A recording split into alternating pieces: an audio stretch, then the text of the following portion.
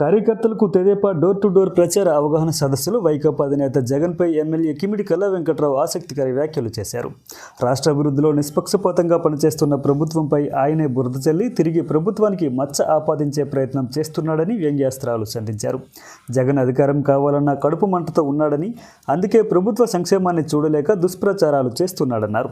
కాబట్టి తెలుగుదేశం పార్టీ నాయకులు, కార్యకర్తలు సమన్వయంతో పనిచేసి జగన్ చేస్తున్న దుష్ప్రచారాలను తిప్పుకొట్టాలన్నారు. ప్రతి బుధవారం 6 బుధవారాలు మరి నేను వస్తాను, నాతో పాటు విజయ్ కుమార్ వస్తాను.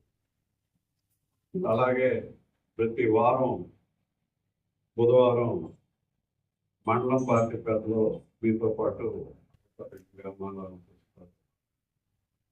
మేము వచ్చిన రోజు కూడా ఏ గ్రామం ఎంత ఆ గ్రామంలో 35 మేము కూడా చూస్తాం. అలాగా 6 గ్రామాలు మాట్లాడితే 6 మండలాలు ఎవరి గ్రామంలో అలాగే ప్రతిరోజు ఏదో ఒక టైంలో ఉదయం సాయంత్రము 35 ఇళ్ళు మీరు తిరగాల్సి తీసి అవి యాప్లో పెట్టండి.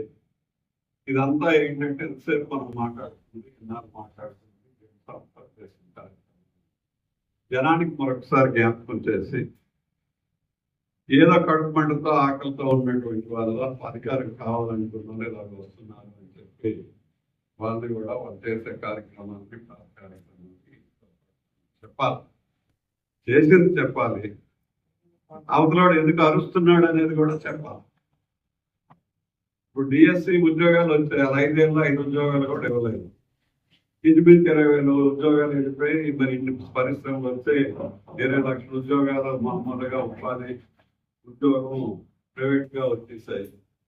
జనం బాగున్నారు, నీ మీద తెల్లటి సొక్కా ఉంది, నువ్వు నడిచి వెళ్ళిపోతున్నావు. వెనక నుంచి వచ్చి పేడ రాయిస్తారు. పేడ రాసిన తర్వాత ఏంటి దోమనా కూడా పేడ రాయిస్తాడని మనం చెప్పాలి. పళ్ళకి కడుక్కొని ఇంట్లో ఉండి ఇస్త్రీకి సొక్కా వేస్తాం అనుకో ఏటి ఉండదు. ఇగో ఏదో ఈ ఆకలితో వచ్చాడు, ఈ కంగాలతో వచ్చాడు, ఇన్నాళ్ళు కంగారు పనులు చేస్తాడు, ఇప్పుడు దొరకడం లేదు కాబట్టి మంచి పనులు చేస్తుంటే పేడ రాసి మనం కడుక్కోమంటాడు చెప్పి చెప్పాలి. అదే డిఎస్సి మీద ఆరోపణ తప్ప అందులో ఏముంది? ఎవరినో తీసుకొచ్చి అడిగితే మాట్లాడి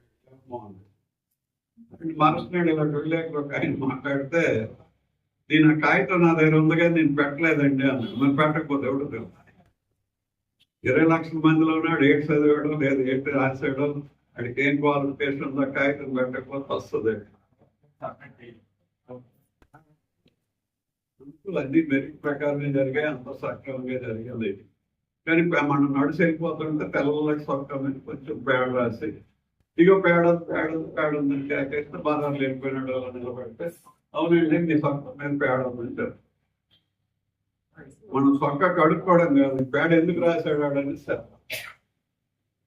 అలా చేయండి, ముందుకు వెళ్దాము అని చెప్పి మరి మనందరం కూడా ఈ కార్యక్రమాన్ని చేయాలి. దీన్ని తప్పకుండా చేస్తారని చెప్పి ఆశాభావంతో మన అందరినీ కోరుతూ అందరికీ నమస్కారం తెలియజేస్తున్నాను.